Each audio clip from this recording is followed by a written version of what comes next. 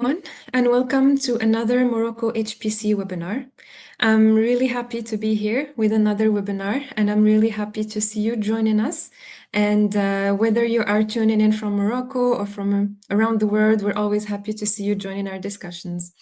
And so, as many of you know, hopefully, that at Morocco HPC, our mission is to bring together researchers, engineers, and enthusiasts to explore the power and potential of high performance computing and how it can drive innovation across different fields. Today's discussion is a particularly special one because we are diving into a topic that truly connects technology and responsibility: greening high performance computing.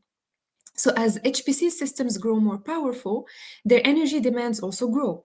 And this raises an important question: how can we make computing more sustainable without compromising performance? To help us explore this topic, we are honored to have Zainab Ben Tahir, an energy engineer who is not only very knowledgeable but also very passionate about sustainability and efficiency in technology. Zainab will share with us how we can rethink HPC design, energy use, and cooling strategies to make supercomputing greener, and why this actually matters for the future of both computing and our planet. So, sit back, get ready for an inspiring discussion, and please do not hesitate to drop your questions in the chat. We will make sure to bring them up at the end during the Q&A. Zainab, welcome again. Thank you very much for joining us, and the floor is yours. Okay, so hi everyone. Thank you so much, Safa, for this invitation and this lovely introduction. So I'm truly happy to be here with you today. To be honest, I've been a big fan of Morocco HPC for a long time. So, and I never imagined I would be a guest one day. So it's a real pleasure. Today we will talk about sustainable HPC. The main goal of my talk is to raise awareness and to discuss this from different angles with the focus on energy efficiency in HPC systems. I've worked on energy efficiency in different areas like transport, buildings, but I find this topic especially important because HPC plays such a key role in shaping our digital and sustainable future. So, to make this session special and interactive, I will start by sharing some key information. Then we will play a fun quiz to test your knowledge. So let's start. So while I was preparing for today's session, I asked our friend ChatGPT to suggest some questions that we need to answer. So how can we make HPC green? How can we optimize energy? And why do HPC computers need cooling?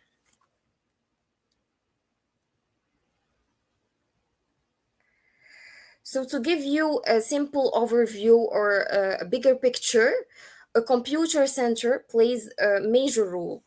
First, it has to deal with the cost of the system and then the setup of the infrastructure. Things like cooling, power supply, maintenance, and support, the stuff, for example, which costs money. It also consumes a lot of energy. The more powerful the system is, the more electricity it needs. And of course, the more we have to pay for it. At the same time, we need science because scientific research drives the demand for bigger and more powerful systems. Once that system reaches its limits, we move to the next machine and the whole cycle starts all over again. So, to be clear, there are many factors or parameters to balance in this equation. But the real question is what's the metric for success in this whole game as scientists? So let's talk about energy consumption. Here we have the top three fastest supercomputers in the world, according to top 500.org. This ranking is updated twice a year, once in June and once in November. It lists the performance of supercomputers based on a specific benchmark test. The number one system is El Capitan, which consumes about 29 megawatts of power. It achieves an energy efficiency of 59 gigaflops per watt, which means the supercomputer performs 59 billion operations per second for each watt of electrical power consumed. This impressive efficiency helped El Capitan reach number 18 on the Green 500 lists, which ranks the most energy efficient supercomputers in the world, which is great, but it's also very expensive and it raises environmental concerns. So when you consume that much electrical power, you produce a lot of carbon emissions, and that's something we definitely want to avoid. So to calculate energy, I can say that when you run a computer, it consumes electrical power, and that power is eventually converted into heat. So if you want to calculate energy consumption and you know the power dissipation in watts and the runtime of the computer, which means the period during the system is operating, then the product of these two gives you the total energy used expressed in joules or kilowatt hours. The heat produced can be managed through cooling systems that we will explain later, while the electrical power consumed is released into the environment as heat. In reality, this power dissipation isn't constant because computers run different programs, sometimes at full capacity, sometimes less, for example, on weekends or on holidays.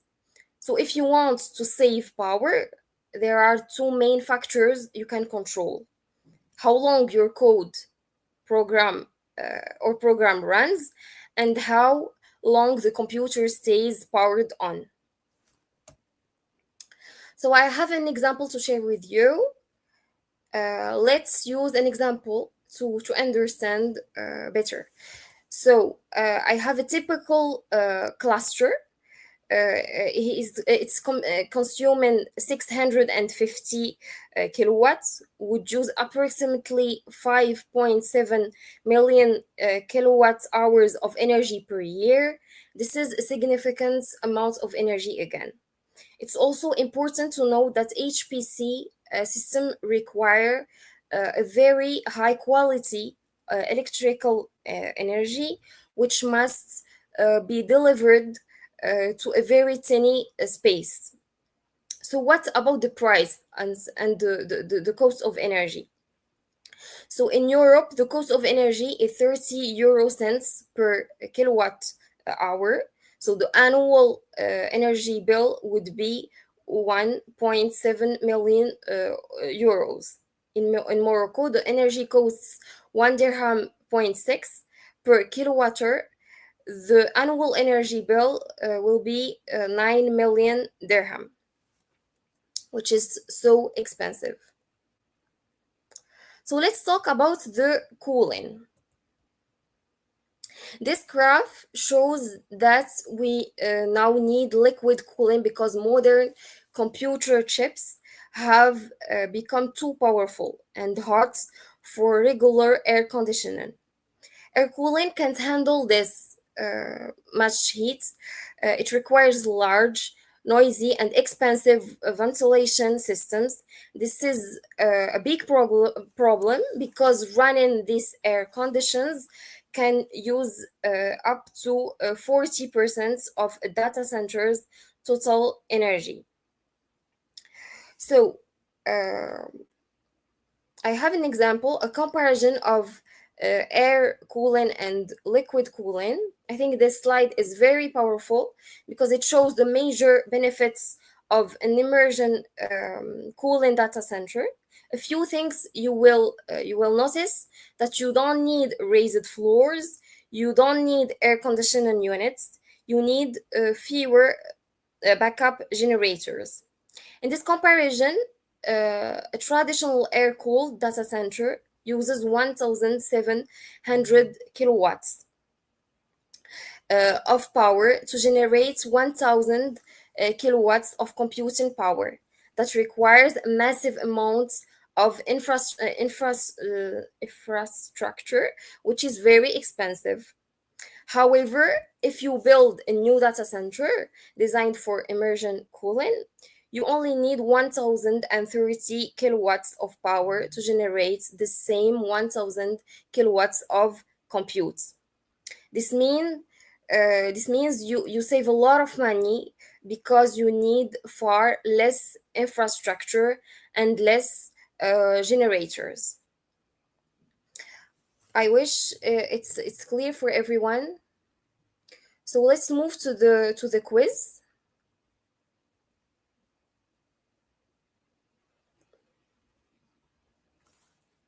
You can answer the question in the comments.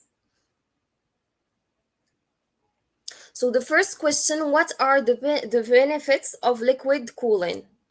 Noise reduction, energy efficiency, space saving, thermal efficiency.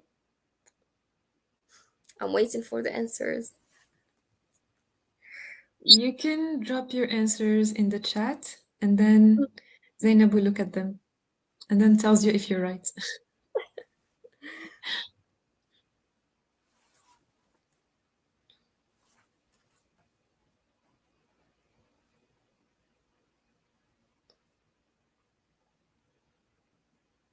Can I try an answer?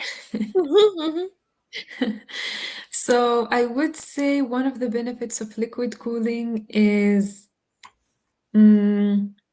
so when you say thermal efficiency and also energy efficiency, for me they are not the same, but like they go hand in hand. Like when I achieve thermal efficiency, I somehow also like walk towards the energy efficiency. Yes, But maybe thermal efficiency makes more sense. No? maybe, maybe.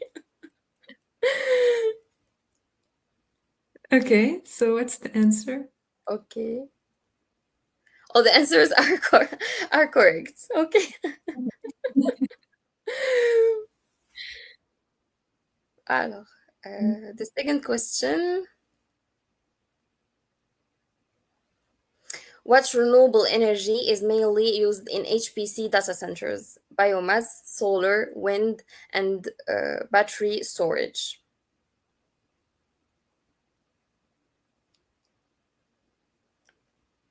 Can someone take a guess in the comments? Mhm.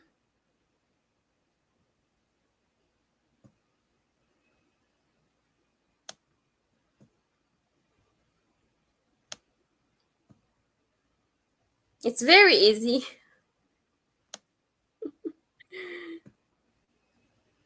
Ahmed, do you have an idea? I don't know if Ahmed can hear us.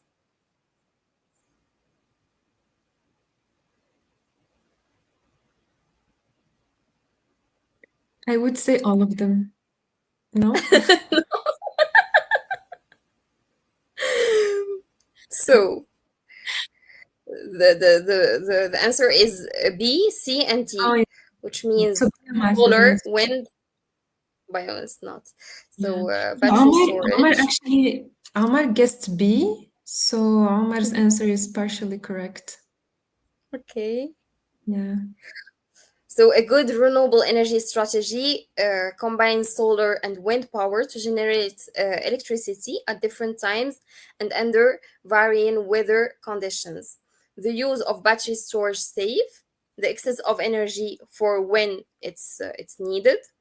So, together they ensure a constant clean power supply, eliminating the carbon footprints of traditional fuels.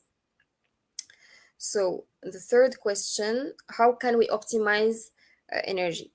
Use the best algorithm, prioritize speed over everything else, add more servers, or do less work?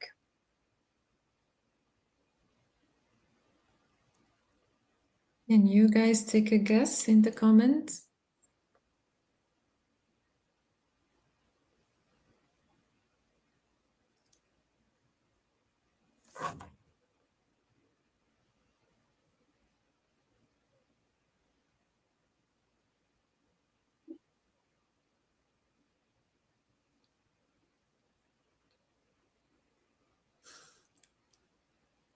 Omar is saying A. So the answer is A and D. Maybe I'm not expert in on that, but I'm sharing with you what I found when I was preparing my presentation. So you can use the best algorithm, which is n log n, and you can do less work, which means you don't use dense matrices. For example, for the simple codes. Yeah, for simple codes, but sometimes you cannot really avoid using dense matrices. That's one of the issues, I guess. Sometimes you have to use them, so like avoid them when you can.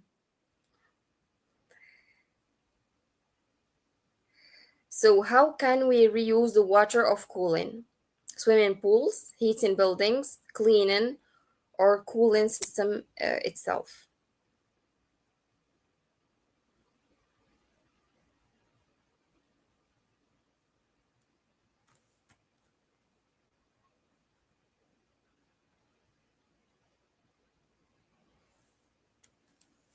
Does anybody have an idea? B and D? Omar is suggesting. B and D, yes, and C. Okay. So we have B, C, and D because the water is not safe for drinking, so it must be treated. So it was the last question. I don't know if someone have.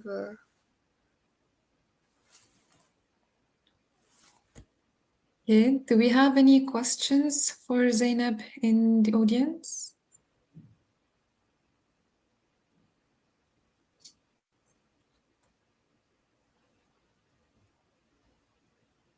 So I will ask actually a question, just giving everybody more time to type in their questions, maybe.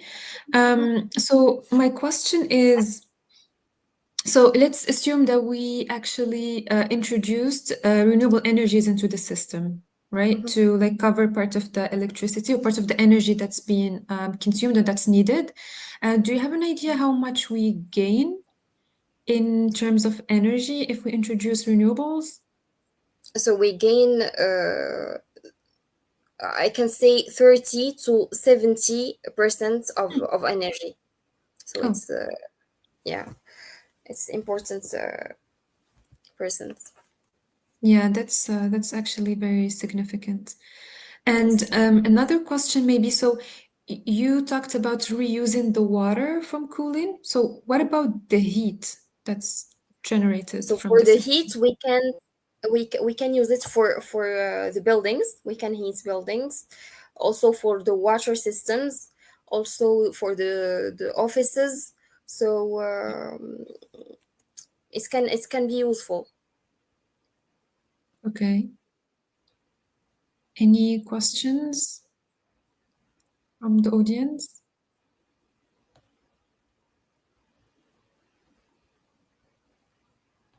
I will ask another question. So you actually talked about the energy efficiency of the HPC system itself, and that's actually what we talk about for the most of the time, but sometimes we forget that these HPC systems or like these supercomputers, they're actually inside buildings. So Yes. we don't really talk about the energy efficiency of the building itself. So Mhm. are there like any measures or any approaches that we can apply on the building, knowing that this building will host a supercomputer or a data center, and it will not be, for example, a residential building or an office building or a factory or something else, and it will be actually hosting a data center that will generate heat, that will require cooling and stuff like that. So how can we actually, what are the approaches, or what are maybe the design ideas or the design solutions that we need to keep in mind when we design a building that is supposed to host a supercomputer? So first of all, we can design a resilient infrastructure to support heavy HPC racks and advanced, of course, cooling systems such liquid or immersion cooling. Second thing, we can use insulation of it. We use insulation in buildings, in homes.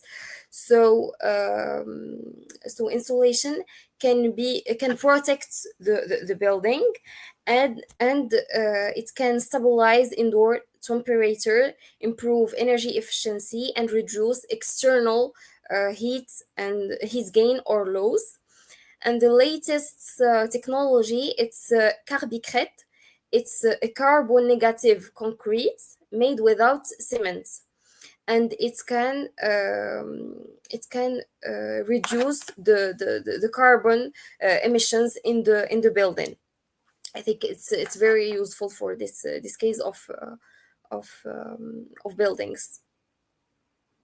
Yeah, so it's actually really important to start the energy efficiency from the building itself. So we need to be aware of what will happen inside the building, and we design it accordingly, allowing all the technologies and the approaches that you mentioned, allowing them to be as efficient as possible. So Yes. it's like you are coupling between the energy efficiency of the building and the energy efficiency of the system itself. Mhm. Yes, so that you have the max energy efficiency possible. Exactly. Yeah, that makes perfect sense.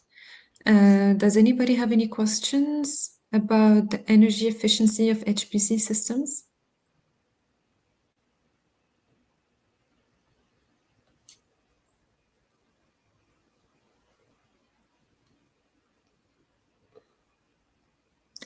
Okay, so I finished all my questions. So yeah, I think if people rewatch the webinar later on YouTube, and by the way, it will be available on YouTube, just like the other webinars, I'm pretty sure they're going to have questions about all the interesting ideas you shared with us today, and they're probably going to reach out to you on LinkedIn. So you can reach out to Zainab Bint Tahir on LinkedIn. She's already tagged on our recent posts, and yeah, they can ask you, right, on LinkedIn? Yes, yes, of course, anytime. Okay, perfect. So I would like to thank you so much for being here with us. And this is a topic that is really interesting and really, really important. And we have to give it more attention and discuss it more. And yeah, do maybe more research in this direction on all levels, not only on the hardware level and software level. We have to take into account different I would say layers, because it's a layered topic, and you did a great job by going through many layers that are actually very interesting that we need to take a closer look at. So thank you so much again for being with us. Thank you for the questions. It was a nice way to engage us as well, and also to explain the concepts to us. So any final words? Thank you, Safa, for the invitation, and yeah, it was a very good subject. It's very interesting, and I think I will do my best to do more researchers in this way. So Mhm. thank you. Yeah, and maybe you join us again for another webinar to share with us more Yes, findings. yes, Yeah. yes. Of course, of course. Okay. Thank you very much, Zainab, again. Thank you very much for those of you who attended the webinar. And as I mentioned, it will be available on YouTube for you to go back to if you'd like to, and you can reach out to Zainab if you have any questions or suggestions or anything. So thank you very much again, and see you in the next webinar. Yes, thank you. Bye. Bye.